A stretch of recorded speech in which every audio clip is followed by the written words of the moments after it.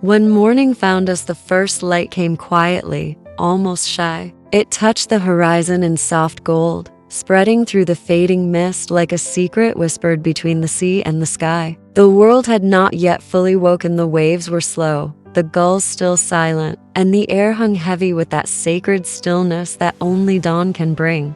Amira stirred first. She blinked, realizing she had fallen asleep against Lena's shoulder. The sand beneath them had cooled, and the tide had crept closer, its edge now only inches from their feet. The fire was gone, reduced to soft ash and the faint scent of smoke drifting in the morning air. Lena was still asleep, her face turned toward the sea. Her hair was slightly damp from the mist, her lips parted as if she had been whispering to the waves in her dreams. The rising light caught on her eyelashes, tiny prisms reflecting gold. Amira didn't move at first. She only watched, feeling a slow, peaceful awe fill her chest.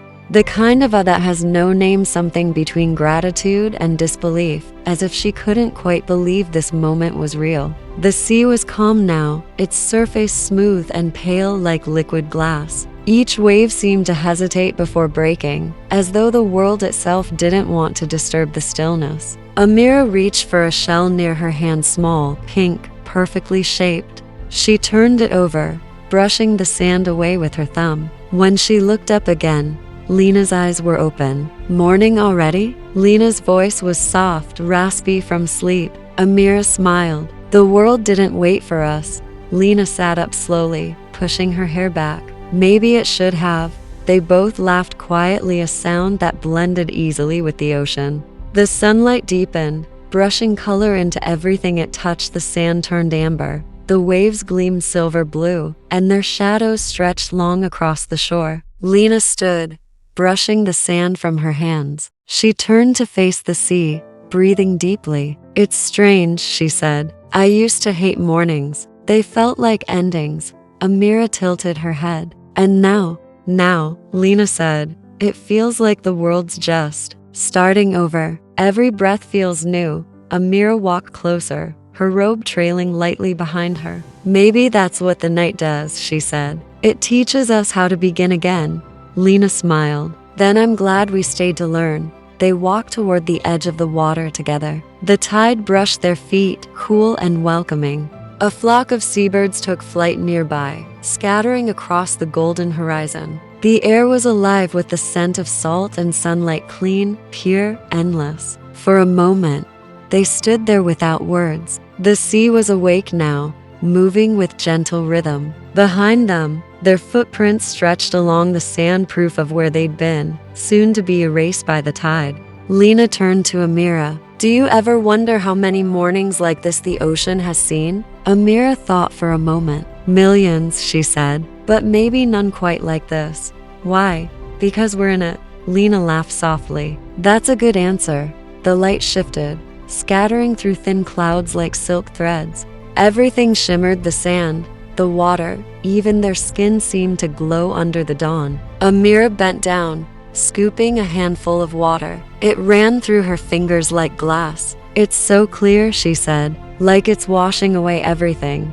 Lena joined her, kneeling beside her in the surf. "Maybe it is." They let the water touch their hands, their wrists, their reflections blending with the sea. It was quiet, but not empty, the kind of silence that hums with life, that feels like the pause before a song begins. The wind shifted again, brushing against them. The smell of the morning deepened, salt, warmth, and something sweet carried from far inland, maybe the faint scent of flowers waking with the light. Lena turned to Amira, her eyes soft, her expression peaceful. "You know," she said, "I think the sea really does remember love." Amira smiled. "How do you know?" "Because it's still here," Lena said. Even after the night ends, they both looked out toward the horizon again. The line between water and sky was nearly gone now, both glowing with the same soft gold. A fishing boat moved in the distance, its slow silhouette cutting through the light. The hum of its motor carried faintly across the air,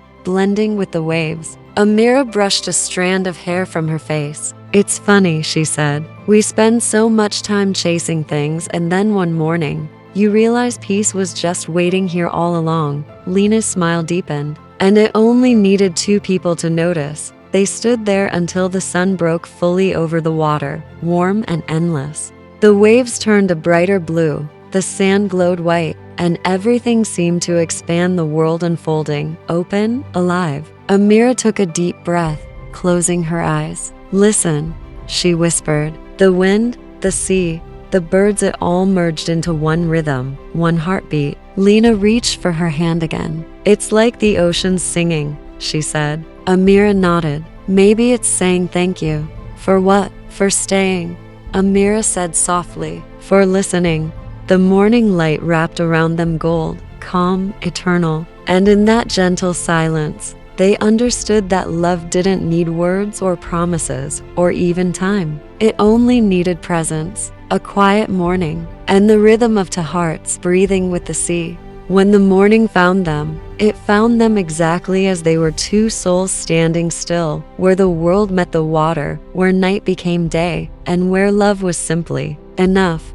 When morning, the sea was quieter. When morning found us, the night's rhythm had softened into a calm hum, and the horizon glowed faintly with the blush of new light. The waves touched the shore as if afraid to disturb the peace left behind by the stars. She stirred first, her hair tousled by the wind, her skin kissed by salt and warmth. I opened my eyes to find her watching the sky, eyes half closed, as if the dawn itself had stopped just to listen to her breathe. Between us, silence stretched, not empty, but full, the kind of quiet that speaks louder than words, carrying everything we hadn't said through the tide's soft retreat.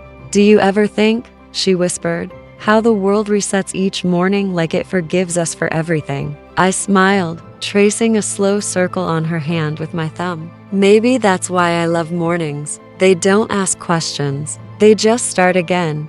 A gull called above us, slicing the pale air with its cry. The sound echoed, distant and gentle, over the shimmering blue. The world was waking, but we weren't ready to move yet. We sat there, the two of us wrapped in one towel, sharing the quiet warmth that rose from the sand. Her laughter came suddenly, soft but bright, as she leaned closer. "What?" I asked. "You," she said simply. "You always look like you're still dreaming, even when you're awake." I looked at her, really looked. The morning light made her seem unreal. Golden strands caught the sun. Drops of seawater traced silver lines along her collarbone. Her lips parted just slightly, as if the sea itself had left its taste there. And yet, it wasn't fantasy. It was more real than anything. Behind us, the world began its noise, footsteps of early walkers, faint music from a yacht anchored near the horizon, the soft chatter of distant lives beginning their day. But in our little circle of sand, time still felt slow, suspended. She reached for her phone, turned it toward me, and we both laughed at our reflection, wind-blown hair, sleepy smiles, salt still on our skin. It was imperfect, beautifully human. "Don't delete that," I said. "I won't," she whispered. "It's proof that we were real." The breeze carried her voice away, mixing it with the sigh of the tide. I closed my eyes for a second and let the sound sink into me. There was something sacred in it, like the sea was keeping our secret. We packed slowly, almost reluctantly, each motion deliberate. Her hand brushed mine when she folded the blanket. My breath caught. There was no rush, only the quiet rhythm of two hearts adjusting to the day. When we finally stood, the sun was higher, painting everything in warm gold. I watched her step toward the water, bare feet sinking into the wet sand. She turned back to me, smiling. "Come on," she called. "One last dive before breakfast." I laughed. "You'll freeze, then warm me after," she teased, voice carried by the wind. And just like that, she ran into the sea, into the light. Water splashed high around her, the sun scattering off every droplet like 1,000 sparks. I followed, of course. The cold was sharp, real, and yet the moment burned bright enough to erase it. We met in the shallows, waves wrapping around us, light rippling on our faces. The world outside disappeared. It was just us and the sound of the ocean breathing. We didn't speak. We didn't need to. Everything that mattered was already in the space between our eyes, in the rhythm of water and heartbeat. When she touched my cheek, it felt like the world had gone still again. I remember thinking if time could freeze anywhere, let it be here. But morning has a way of reminding you that life moves on. The tide began to pull us gently back, and we followed. On the shore, our footprints waited side by side, washed soft but not gone. As we walked back, the sky bloomed into full color, pinks fading into gold, waves glittering like spilled glass. She squeezed my hand once, quiet and sure. No words, no promises, just that quiet between waves, now turned to light. And somewhere deep inside, I knew this was what love felt like, not the rush, not the noise, but the stillness that comes when morning finds you, and everything feels new again.